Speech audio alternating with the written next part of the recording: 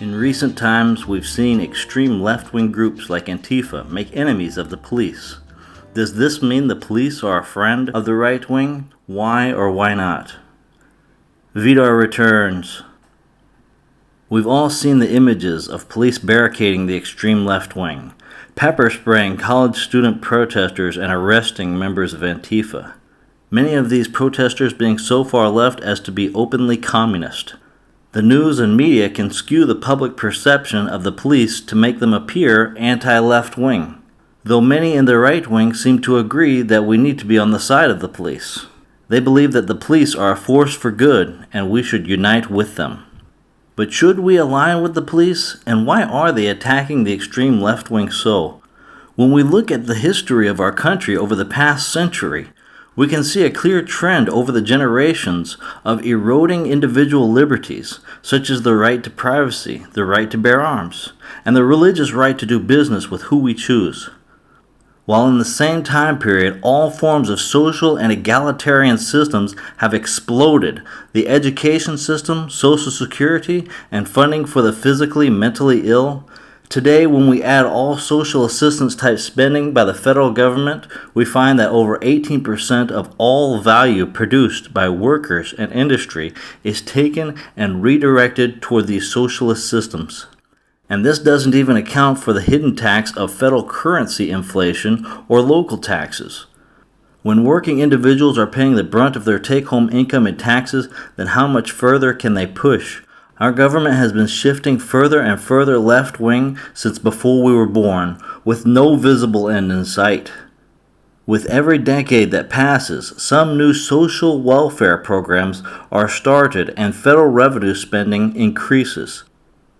If the past is any indicator of the future, then we're on a predictable path of the government continuing to increase confiscation of the value created by private industry and a continued shift toward a socialist left-wing welfare state. So given the direction our country is obviously headed in, why are they fighting against it when protesters for an even more extreme left wing come along? We can even find many police on the side of the right wing, such as Officer Anderson in this video clip. Listen here. Our power and any government official's power is derived from the people, okay? We don't hold power over our citizens. It's contradictory to everything that our country stands for. And this is what I'm seeing. First Amendment rights. Telling people they can't go to church, freedom of religion, okay? Telling people they can't protest, freedom of assembly. Fourth Amendment violations, illegal traffic stops to check for papers. What are you, the Gestapo? Is this 1930s Nazi Germany? You don't get to stop people unless you have reasonable suspicion or probable cause that they have committed a crime. Officer Anderson made this popular pro-right-wing video. In fact, what he said wasn't even very controversial or very far right-wing, yet his video went viral with millions of views. But shortly after making this viral video, he made another video, speaking about how he is about to lose his job. Unfortunately, higher up in all agencies, there's a political game being played, and now I am on a administrative leave status pending termination. I was told by both the agency and the union that I was asked to take it down and I refused. So that's refusing a direct order. It's an insubordination charge and it will result in me ultimately being let go from the agency. And I said, you know what, if that's what you guys have to do, if that video is so bad that you want to take my career from me, and you want to leave my, potentially take my ability away to provide for my family because of that video, do it. Because I'm going to stand by my convictions, just like I said in my last video.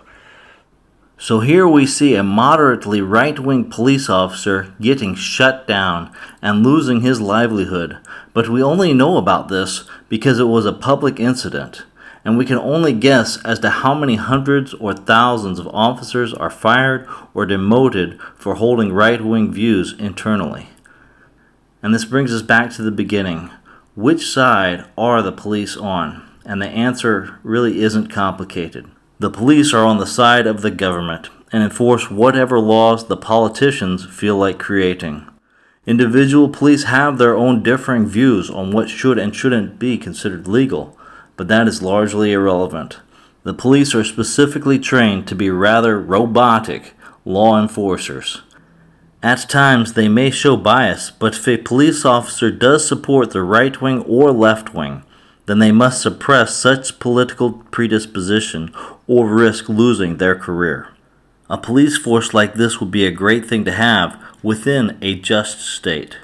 Laws that supported good over evil, virtue over vice, and excellence over degeneracy.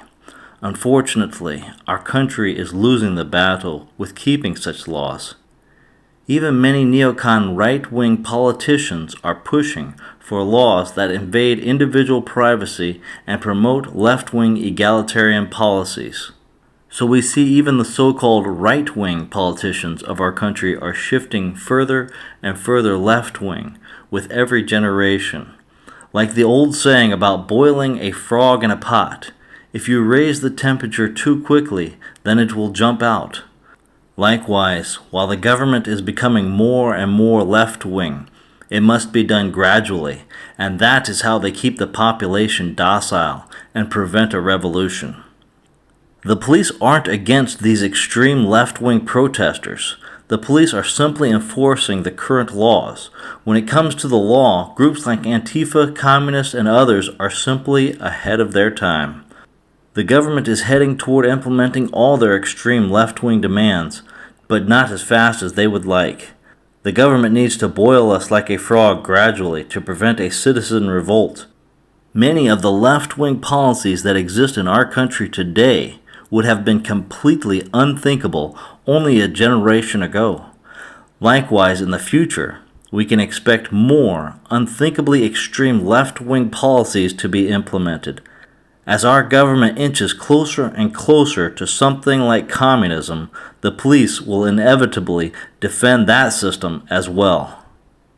Today, right-wing groups are aligning on the side of the police, but the police will turn against the right wing in time. Like a hammer, the police are just a tool.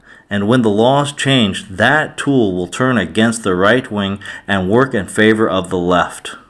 At such time in the future, many individuals may see the police as our enemy. During the American Revolution, many saw the British redcoats as an enemy. Individually, there will always be some good police, but as a whole, the police are generally blind enforcers of whatever politicians decide to criminalize. On the whole, the police are neither significantly an enemy or ally. Right now, evil forces are growing in the world, but our time will come. As we grow stronger, they will grow weaker. The left gains political power through feeding dysgenic individuals with no value to society. The left holds dysgenic and degenerate individuals up on a pedestal as something to be proud of. These are truly disgusting acts and what will ultimately cause them to destroy themselves. The greatest threat and evil which creates these systems are egalitarianism and the popular lie that all individuals have equal value. These systems are what we must fight against, and in the future, when they have gone too far and the balance of power shifts, our kind will have great power and fill the vacuum that they have created. If you haven't already, go watch my previous video on the Cathedral of Egalitarianism, link in the description. You can follow me on Steemit, Mastodon, Gab, Library, and Mind networks, and live chat on the Matrix network. I wish blessing to all my brothers and sisters. Vidar returns.